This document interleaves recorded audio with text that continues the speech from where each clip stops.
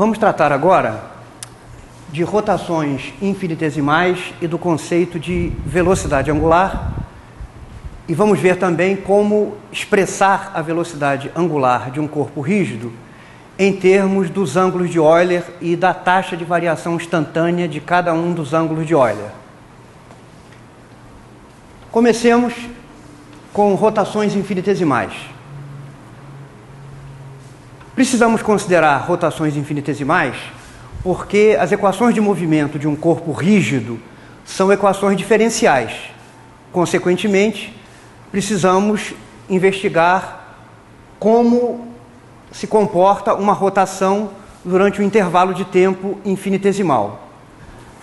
Imagine que um vetor qualquer G é submetido a uma rotação de um ângulo infinitesimal dφ em torno de um 'eixo caracterizado pelo vetor unitário n.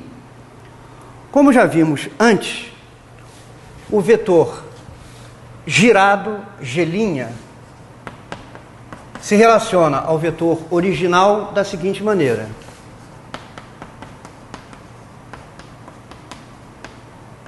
Onde esse vetor dω é definido como o produto do ângulo infinitesimal de rotação pelo vetor unitário ao longo do eixo de rotação. Rotações finitas não são comutativas. O resultado final de duas rotações finitas consecutivas depende da ordem em que essas rotações são realizadas. No entanto, para rotações infinitesimais, esse problema da não comutatividade desaparece. Vamos ver por quê. Imagine duas rotações infinitesimais sucessivas. A primeira rotação leva o vetor G num vetor G' por meio de uma expressão como essa, e vamos chamar de dω1 o vetor... Desculpe, aqui devia ser G.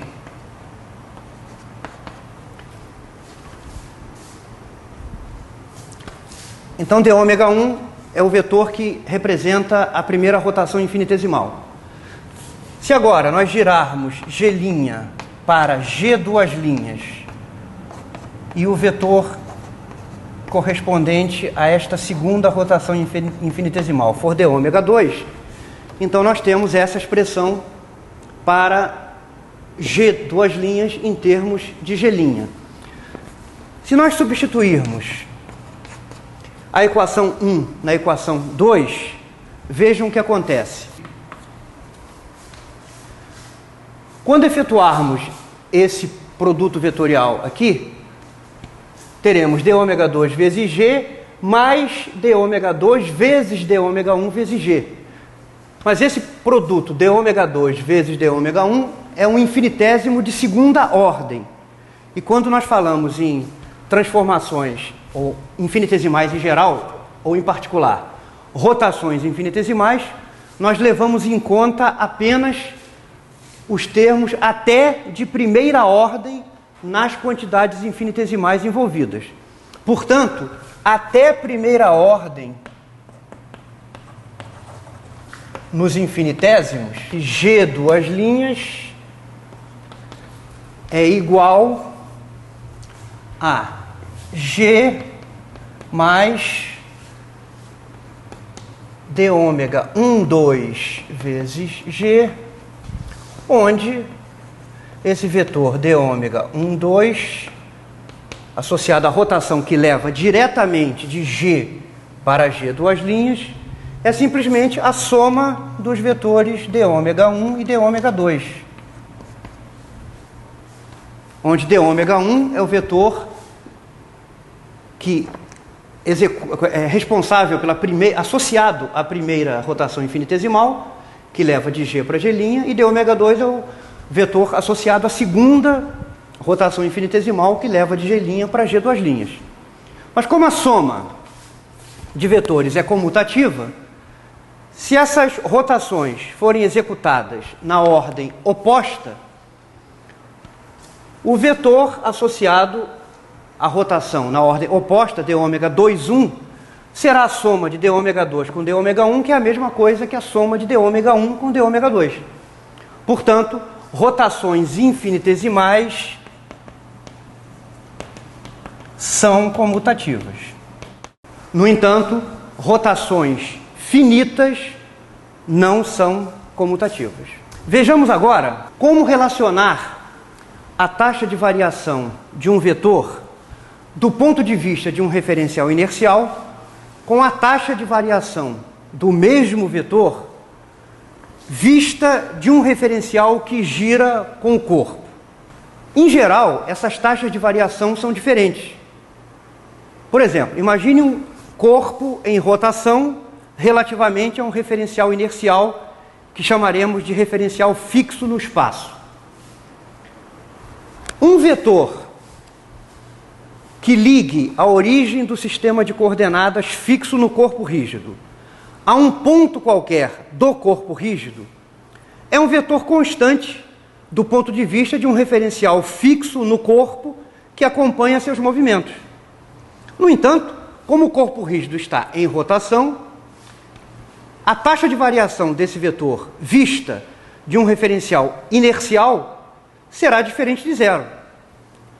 Então, é importante determinar de que maneira a taxa de variação temporal de um vetor, medida por um observador inercial, se relaciona com a taxa de variação do mesmo vetor, medida de um referencial que acompanha os movimentos do corpo rígido. Nós vamos apresentar duas deduções desse resultado. A primeira, mais intuitiva, e a segunda, um pouco mais precisa, que vai confirmar o resultado do argumento intuitivo. Então, o que nós queremos aqui é encontrar a relação entre a taxa de variação de um vetor do ponto de vista de um referencial inercial e a taxa de variação temporal do mesmo vetor do ponto de vista de um referencial que está fixo no corpo rígido e gira juntamente com ele. Intuitivamente, nós podemos escrever o seguinte, vamos denotar por dg a mudança infinitesimal de um vetor durante um certo intervalo de tempo infinitesimal dt. A mudança desse vetor do ponto de vista de um observador inercial pode ser escrita como a variação infinitesimal deste vetor do ponto de vista de um referencial fixo no corpo, mais a mudança infinitesimal desse vetor devida à rotação.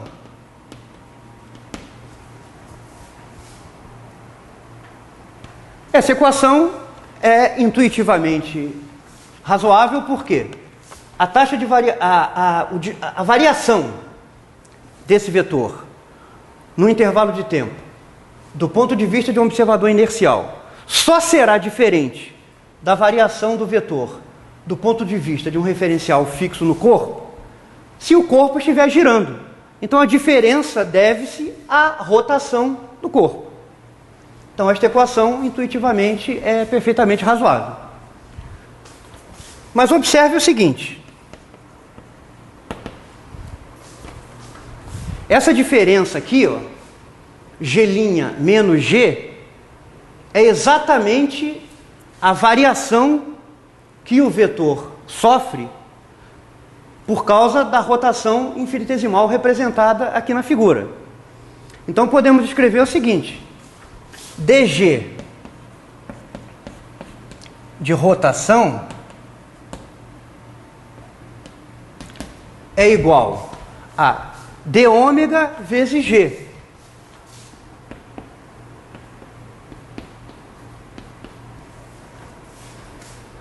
Portanto, se nós dividirmos esta equação por um intervalo de tempo dt, nós ficamos com o seguinte: dg dt do ponto de vista de um sistema de referência inercial será igual a dg dt segundo o sistema de referência fixo no corpo, mais d ômega sobre dt vezes g. Esta quantidade aqui define a velocidade angular instantânea do corpo. De modo que nós obtemos a seguinte equação importante,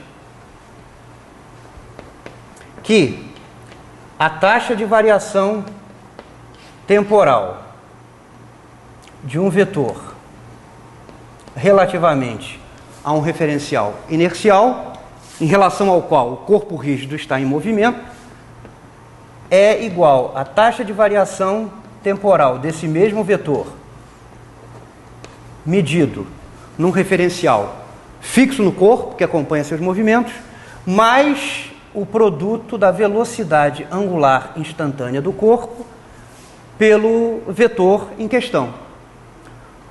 Onde, então, ômega, o vetor velocidade instantânea, é d ômega dt, mas como d ômega é definido desta maneira, esta velocidade angular é a mesma coisa que dφ dt vezes n. Ou seja, a velocidade, o vetor velocidade angular instantânea de um corpo rígido é igual a taxa de rotação instantânea vezes o vetor unitário ao longo do eixo em torno do qual o corpo rígido está instantaneamente girando. Então, o vetor velocidade angular aponta ao longo do eixo instantâneo de rotação e a magnitude do vetor velocidade angular é a taxa de rotação, dφ dt. Então, é desta maneira que o vetor velocidade angular é definido. Um comentário que eu gostaria de fazer a respeito do vetor velocidade angular é que, apesar das aparências, essa notação aqui é enganadora. Essa expressão d ômega dt não é a derivada em relação ao tempo de um certo vetor ômega maiúsculo de t, que pareceria uma espécie de vetor posição angular. Fazendo uma analogia com a definição de velocidade linear, né? O vetor velocidade é a taxa de variação em relação ao tempo do vetor posição. No entanto,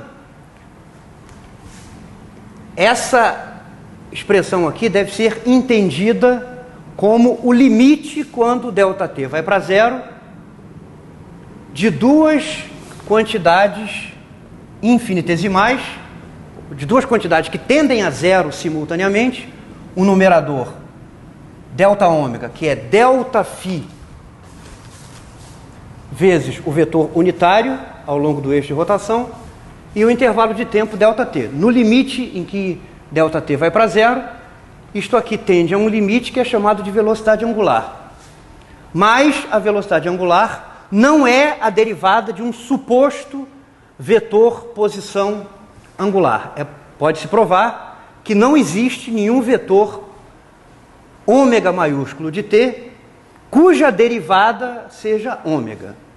Então isso aqui é entendido como um limite, quando ΔT vai para zero, de duas quantidades infinitesimais, mas não é a derivada de um vetor posição angular. Não existe um vetor posição angular associado a um corpo rígido.